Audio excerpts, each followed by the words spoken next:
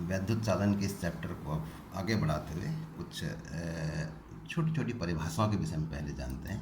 सबसे पहले बात करते हैं गतिशीलता की। कोई इलेक्ट्रॉन किसी वैद्युत क्षेत्र में जब स्थित होता है तो उस पर एक वैद्युत क्षेत्र की दिशा में एक बल लगता है। इस बल के कारण इलेक्ट्रॉन वैद्युत क्षेत्र की विपरीत दिशा में गति करने लगता है। तो इलेक्ट्रॉन द्वारा वैद्युत क्षेत्र की विपरीत दिशा में प्राप्त औसत वेग को अनुगमन वेग कहा जाता है। तो अनुगमन वेग के पदों में एक परिभाषा यहाँ पर दी गई है। तो किसी भी आवेश वाहक के अनुगमन वेग और वैद्युत क्षेत्र की तीव्रता का जो अनुपात होता है उसको उस आवेश वाहक की गतिशीलता कहते हैं। तो म्यू इसके लिए नोटेशन लिया गया है, म्यू बराबर वी डी बटा ई। अब इसके विषय में एक रोचक तथ्य ये है कि ये म्यू परिभाषित तो वैद्युत क्षेत्र के पदों में किया गया है, लेकिन वास्तव में ये वैद्युत क्षेत्र पर निर्भर नहीं करता है। इसको हम आसानी से समझ सकते हैं। हमने अनुगमन वेग का सूत्र जब निगमित किया था तो वी डी बराबर ए टाउ प्राप्त हुआ था, और ए त्वरण है, ए बराबर एफ बट्टा एम अगर हम करें तो एफ बराबर हो जाएगा स्मॉल ई गुणा कैपिटल ई। क्यू ई मान होता है एफ बराबर क्यू ई, तो एफ बटा एम इंटू टाउ। अब इस ई को अगर हम बाईं ओर ले आए तो ये बट्टा में चला जाएगा, तो वी डी बटा ई यानी कि गतिशीलता, इसका मान क्या हो जाएगा ई टाउ बटा एम। ई बच गया, टाउ और एम बच गया। ये सारे नियतांक हैं। ई वैद्युत आवेश का मान, एम आवेशित कण का द्रव्यमान, और टाउ ये पदार्थ विशेष का लाक्षणिक गुण है जो ताप पर निर्भर करता है, जैसे हमने पहले चर्चा की थी। तो इस तरीके से इस सूत्र से स्पष्ट है कि गतिशीलता का मान वैद्युत क्षेत्र की तीव्रता पर निर्भर नहीं करता है। एक और डेफिनेशन है अतिचालकता। क्या होता है इसको समझते हैं पहले। प्रतिरोधकता के विषय में हमने पढ़ा था कि धातुओं के लिए ताप बढ़ाने पर प्रतिरोधकता बढ़ती है, या इसका उल्टा कह दें, ताप कम करने पर प्रतिरोधकता कम होती है। तो कुछ पदार्थों में एक असामान्य संबंध देखने को मिलता है। शुरू में तो वही होता है कि ताप को अगर हम कम करते चले जाएं, ठंडा करते जाएं पदार्थ को, तो इसकी प्रतिरोधकता कम होती जाती है, सामान्य व्यवहार। लेकिन एक विशेष ताप से नीचे अगर चले जाएं तो फिर इसकी जो प्रतिरोधकता है वो अचानक एकाएक घटकर शून्य हो जाती है। शून्य पर ध्यान देना है। तो प्रतिरोधकता अगर शून्य हो जाएगी तो प्रतिरोध शून्य हो गया।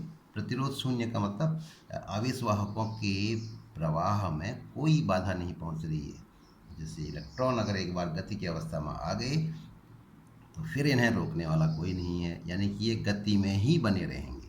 इस प्रकार ऐसे पदार्थों में अगर एक बार हम धारा का प्रवाह शुरू कर दें तो फिर ये अनंत काल तक धारा का प्रवाह बना रहेगा। तो ये एक बहुत ही महत्वपूर्ण घटना है।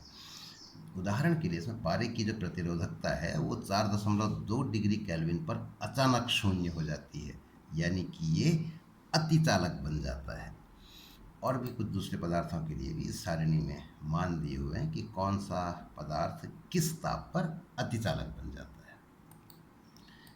एक और डेफिनेशन की हम बात करें, ओमी और अनोमी परिपथ। तो जैसा नाम से पता लग रहा है, अगर परिपथ में ओम के नियम का पालन हो रहा है तो ओमी परिपथ कहा जाएगा, और अगर ओम के नियम का पालन नहीं हो रहा है तो अनोमी परिपथ कहा जाएगा। तो ओम के नियम में क्या कहा गया है, V समानुपाती है I के, V बराबर आई आर, आर एक कांस्टेंट होता है। तो दो समानुपाती राशियों में अगर ग्राफ खींचा जाए तो वो एक सरल रेखा हमको प्राप्त होता है। तो इस तरीके से अगर हम ओमीय परिपथ के लिए ग्राफ खींचें V और I के बीच में, x अक्ष पर जैसे हमने यहाँ पर विभवांतर लिया है और y अक्ष पर चालक में प्रवाहित धारा का मान लिया, परिपथ में धारा का मान ले रखा है, तो हमको एक सरल रेखा प्राप्त होती है। अगर सरल रेखा प्राप्त हो रही है इसका अर्थ है ये जो ग्राफ है ओमीय परिपथ का ग्राफ है। ऐसे अगर V और I के बीच में खींचा गया ग्राफ सरल रेखा नहीं है, जैसे कि यहाँ पर हम देख रहे हैं एक वक्र आकृति हमको प्राप्त हो रही है, तो इसका अर्थ हुआ कि ये अनोमी परिपथ का एक उदाहरण है। तो ये वास्तव में अगर इसके उदाहरण के तौर पर गए तो सभी धातुओं के तार, और वो कम ताप पर, क्योंकि ताप अगर बढ़ जाए, बदल जाए, तो फिर प्रतिरोध बदल जाता है, तो फिर ओम के नियम लागू नहीं होगा। तो कम ताप पर धातु का तार, ये जो है ओमी परिपथ का उदाहरण है। और ऐसे यहाँ पर जो हमने ये चित्र लिया है, ये पी एन संधि डायोड का के लिए वी और आई के बीच में खींचा गया ग्राफ है, यानी कि इनमें समानुपाती संबंध नहीं है। इस पी एन संधि डायोड के विषय में हम आगे चलकर पढ़ेंगे। वैद्युत ऊर्जा, एक प्रतिरोध अगर हमारे पास है R, इसमें अगर हमको धारा प्रवाहित करनी है तो एक बैटरी का उपयोग किया जाता है। बैटरी किन्हीं दो बिंदुओं के बीच विभवांतर उत्पन्न करने का एक साधन होता है। तो इस बैटरी से अगर हम इस प्रतिरोध के दोनों सिरों को जोड़ दें तो हमको एक विभवांतर स्थापित हो जाएगा इस प्रतिरोध R के सिरों के बीच में। और विभवांतर स्थापित होगा तो आवेश का प्रवाह शुरू हो जाएगा, यानी कि परिपथ में धारा प्रवाहित होने लगेगी। यहाँ पर वास्तव में क्या है, धन बैटरी का सिरा धन विभव और बैटरी का ऋण सिरा ऋण विभव, तो नीचा विभव ऊंचा विभव। तो इलेक्ट्रॉन कम विभव से अधिक विभव की ओर को चलते हैं, क्योंकि ऋणावेशित कण है। तो इस दिशा में दाहिने सिरे से बाएं सिरे की ओर को इलेक्ट्रॉनों का प्रवाह शुरू हो जाएगा। इस चित्र के हिसाब से कहें, जैसे कि तीर के निशान दिखाए गए हैं, दक्षिणावर्त दिशा में इलेक्ट्रॉनों का प्रवाह शुरू हो जाएगा। और धारा, वैद्युत धारा इलेक्ट्रॉनों के प्रवाह की विपरीत दिशा में ले जाती है, तो बाईं ओर को जो है एक वैद्युत धारा जो है वो प्रवाहित होने लगेगी। अब आवेश का प्रवाह हो रहा है इस प्रतिरोध R में, तो क्या होगा, ये इलेक्ट्रॉन चलेंगे और इस तार में जो धन आयन है उन धन आयनों से टकराएंगे, और टकराएंगे तो बैटरी से प्राप्त ऊर्जा को खो देंगे। तो वो जो ऊर्जा है वो धन आयनों के ताप में वृद्धि कर देती है। तो इस तरीके से बैटरी से प्राप्त ऊर्जा ताप के रूप में उस चालक के, उस प्रतिरोध के ताप को बढ़ा देती है। तो ये ऊर्जा कितनी खर्च हो रही है टी समय के लिए, हम कहेंगे अगर टी समय में कितनी ऊर्जा खर्च होती है, उसके लिए अब हम कुछ सूत्र यहाँ पर प्राप्त करेंगे। तो जैसा विभवांतर की डेफिनेशन में हमने पढ़ा था, तार के सिरों के बीच की अगर बात करें तो एक सिरे से दूसरे सिरे तक तार को एकांक आवेश को प्रवाहित करने में किया गया कार्य इस तार के सिरों के बीच विभवांतर को व्यक्त करेगा। तो V बराबर W/Q, जहाँ W क्या है, Q आवेश को प्रवाहित करने में किया गया कार्य है। तो इसी W का हमको मान निकालना है। यही बैटरी के द्वारा कार्य हो रहा है या बैटरी की ऊर्जा खर्च हो रही है, ऐसे भी कह सकते हैं।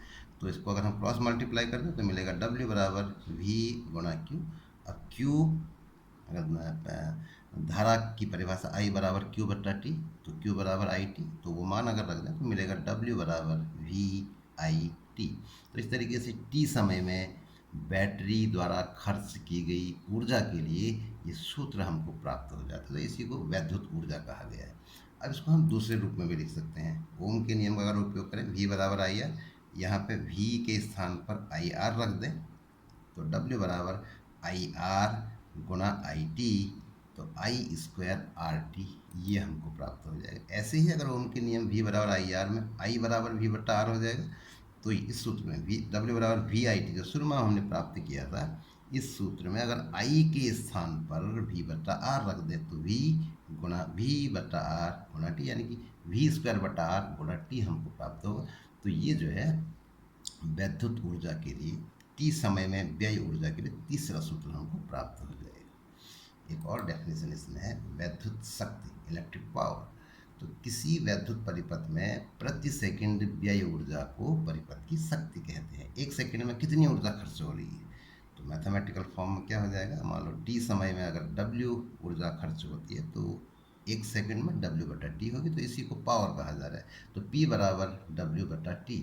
तो इस सूत्र से मात्रक की अगर बात करें तो जूल प्रति सेकंड प्राप्त होगा, इसको वॉट कहा जाता है। तो इस तरीके से एमकेएस पद्धति में शक्ति का मात्रक वॉट होता है। तो W के जो 3 मान हमने प्राप्त किए थे वैद्युत ऊर्जा के लिए, वो मान अगर हम W की जगह पर रखते जाएं तो हमको P के लिए भी 3 सूत्र प्राप्त हो जाएंगे।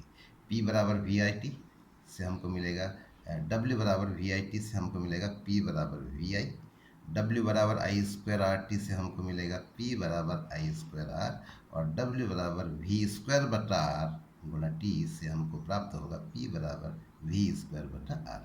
तो इस तरीके से पावर के लिए, वैद्युत शक्ति के लिए हमको ये तीन सूत्र प्राप्त हो जाते हैं। तो अपनी आवश्यकता के हिसाब से हम इनका उपयोग करेंगे, क्या मान हमको दिए हैं और क्या हमको निकालना है।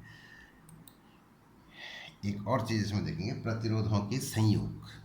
जैसा कि हमको पता है किसी भी परिपथ में प्रतिरोधों को अलग अलग प्रकार से जोड़ने की आवश्यकता पड़ती है।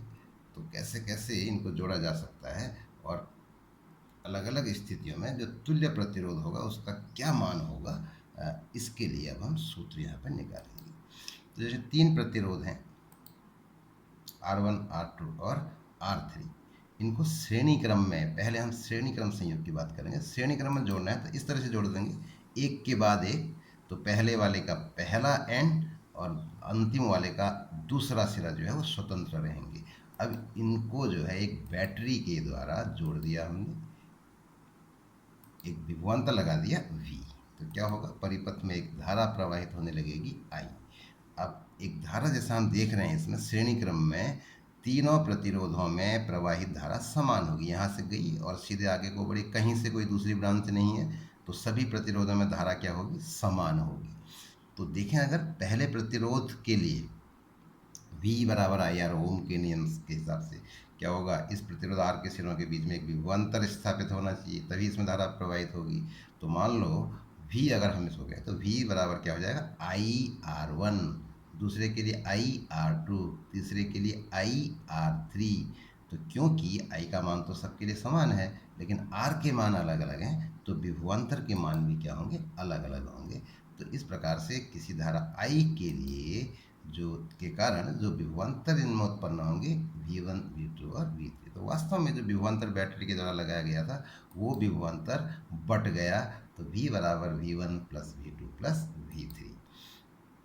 V1, V2 और V3 के मान क्या होंगे, जैसा अभी हमने बात करी, V1 बराबर IR1, V2 बराबर IR2 और V3 बराबर IR3, ये मान होंगे। अब बात करते हैं तुल्य प्रतिरोध की।